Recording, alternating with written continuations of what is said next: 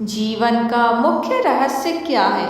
गीता में भगवान श्री कृष्ण ने कहा है, जो हुआ अच्छा हुआ, जो हो रहा है अच्छा हो रहा है और जो होगा वह भी अच्छा होगा। भगवान श्री कृष्ण ने दूसरा सूत्र यह भी बताया है कि कर्म करते जाओ, फल की चिंता मत करो। कभी आपने विचार किया है कि कैसे?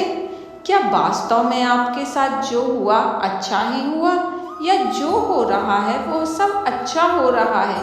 क्या यह संभव है कि हम बिना फल की चिंता किए कर्म करते जाएं? यदि नहीं तो इसका अर्थ ये हुआ कि हम सब लोग अपने कर्मों का सही निर्वहन नहीं कर रहे हैं। मनुष्य अक्सर नकारात्मक विचारों का स्मरण करता है। जो भी गलत घटनाएं, विचार, अनुभव हैं, उसका ही वह स्मरण करता रहता है, और जो भी शुभ है अर्थात सफलता की उपलब्धि आदि, इसका स्मरण वह नहीं करता। ये मनुष्य की मुख्य भूलों में से एक है। जो भी नकारात्मक है उसका वह स्मरण करता रहता है, और जो भी सकारात्मक है उसका स्मरण वह नहीं करता। किसी को शायद ही वे क्षण याद होते हैं जब आप प्रेम से भरे हुए थे या अत्यंत उत्साहित थे, जब अपने स्वास्थ्य की कोई बहुत अद्भुत या अनुभूति आपने की हो। किसी क्षण आप बहुत ही शांत हो गए थे, लेकिन आपको वे स्मरण रोज आएंगे जब आप क्रोधित या अशांत हुए थे, जब किसी ने आपका अपमान किया था या आपने किसी से बदला लिया था। आप उन बातों को निरंतर स्मरण करते हैं जो घातक हैं, और उनका स्मरण शायद ही होता हो जो आपके जीवन के लिए लाभदायक है। लाभदायक अनुभूतियों का स्मरण बहुत बहुमूल्य है।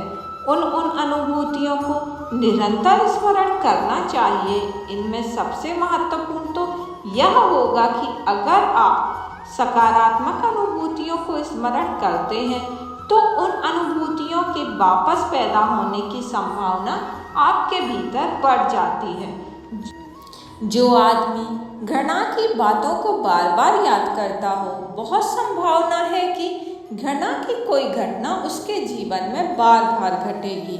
जो आदमी उदासी की बातों को बार बार स्मरण करता हो, बहुत संभव है कि उदासी बार बार उसके जीवन में आएगी, क्योंकि उसे एक तरह के झुकाव पैदा हो जाते हैं और वही बातें उनमें पुनरुक्त हो जाती हैं। ये जो भाव हैं स्थायी बने रहते हैं, और जीवन में उन भावों का बार बार पैदा हो जाना आसान हो जाता है। इसको अपने भीतर विचार करें कि आप किस तरह के भावों को स्मरण करने के आदी हैं। हर आदमी स्मरण करता है। किस तरह के भावों को आप स्मरण करने के आदी हैं, और यह स्मरण रखें कि अतीत के जिन भावों को आप स्मरण करते हैं, भविष्य में उन्हीं भावों की घटनाओं के बीजों को बो रहे हैं, और उनकी फसल को भी आप ही काटेंगे। अतीत का स्मरण भविष्य के लिए एक रास्ता बन जाता है। जो व्यर्थ है, जिसका कोई उपयोग नहीं है, उसे याद ना करें। इसका कोई भी मूल्य नहीं है। अगर उसका स्मरण भी आ जाए तो रुकें और उस स्मरण को कहें कि बाहर हो जाओ, तुम्हारी कोई आवश्यकता नहीं है। कांटों को भूल जाएं और फूलों का स्मरण याद रखें। बीती ताही बिसारिये आगे की सुधि ले। मतलब कांटे बहुत हैं लेकिन फूल भी हैं। जो फूलों का स्मरण रखेगा उसके जीवन में कांटे छीण होते जाएंगे और फूल बढ़ते जाएंगे, और जो कांटों को स्मरण रखेगा उसके जीवन में हो सकता है फूल विलीन हो जाएं और केवल कांटे रह जाएं। हम क्या स्मरण करते हैं वही हम बनते चले जाते हैं। जिसका हम स्मरण करते हैं वही हम हो जाते हैं। जिसका हम निरंतर विचार करते हैं वैसा ही वातावरण हमारे लिए तैयार हो जाता है। यह विचार हमें परिवर्तित कर देता है, क्योंकि इस संसार में विचार ही सार है और हमारा प्राण हो जाता है।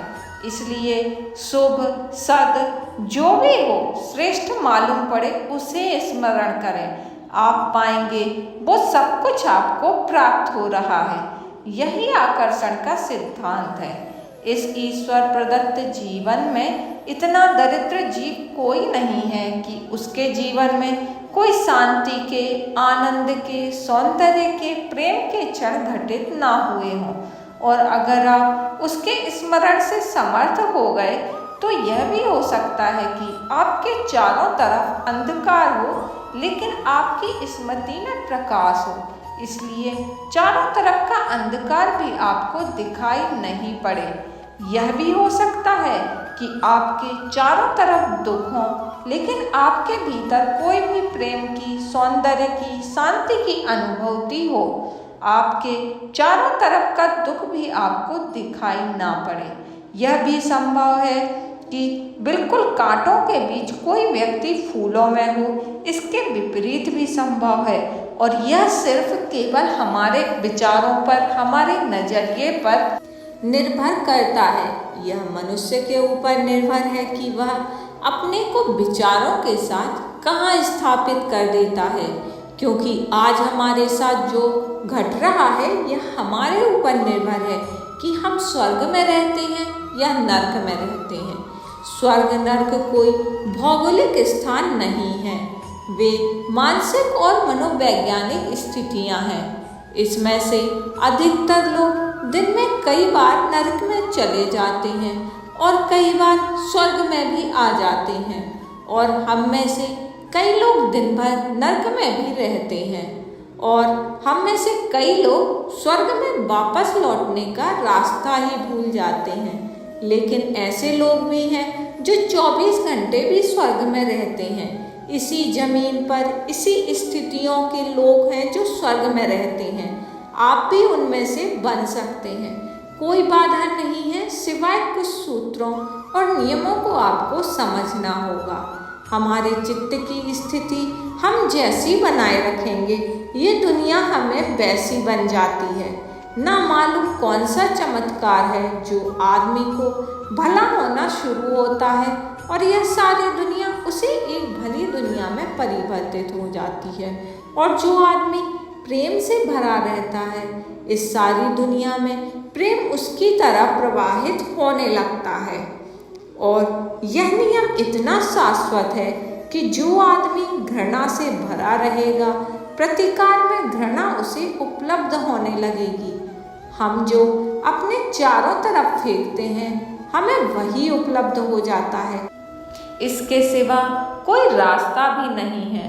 तो हर समय उन क्षणों का स्मरण करें जो जीवन में अद्भुत थे और ईश्वरीय थे। वे छोटे छोटे क्षण उनका स्मरण करें और उन क्षणों पर अपने जीवन को खड़ा कर दें और उन बड़ी बड़ी घटनाओं को भूल जाएं जो दुख की हैं, पीड़ा की हैं, घृणा की हैं, हिंसा की हैं। उनका कोई मूल्य नहीं है। उन्हें विसर्जित कर दें, उन्हें अपने जीवन से हटा दें। और जैसे सूखे पत्ते दरख्तों से गिर जाते हैं वैसे जो व्यर्थ है उन्हें आप छोड़ते चले जाइए, और जो सार्थक है और जो जीवंत है उन्हें स्मरण पूर्वक पकड़े रहिए।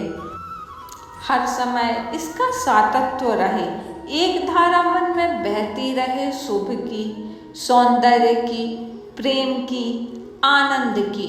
तो आप क्रमशः पाएंगे कि जिसका आप स्मरण कर रहे हैं वे घटनाएं आपके जीवन में बढ़नी शुरू हो जाएंगी, और जिसको आप निरंतर साध रहे हैं उसके चारों तरफ आपको दर्शन होने लगेंगे, और तब यही दुनिया बहुत सारे ढंग से आपको दिखाई देगी, और तब यही लोग बहुत दूसरे लोग हो जाते हैं, और यही आंखें, यही फूल, यही पत्थर एक नए अर्थ ले लेते हैं जो हमने कभी पहले नहीं जाना था, क्योंकि हम कुछ और बातों में उलझे हुए थे। जब हम इस स्थिति को प्राप्त कर लेते हैं तो पूरा सब देह हमारे लिए समाप्त हो जाता है, और फिर जो भी होता है हमें अच्छा लगता है, और हम बिना किसी फल की इच्छा किए कर्म करते चले जाते हैं और निरंतर कर्म करने से सफलता हमारे कदमों में आ जाती है।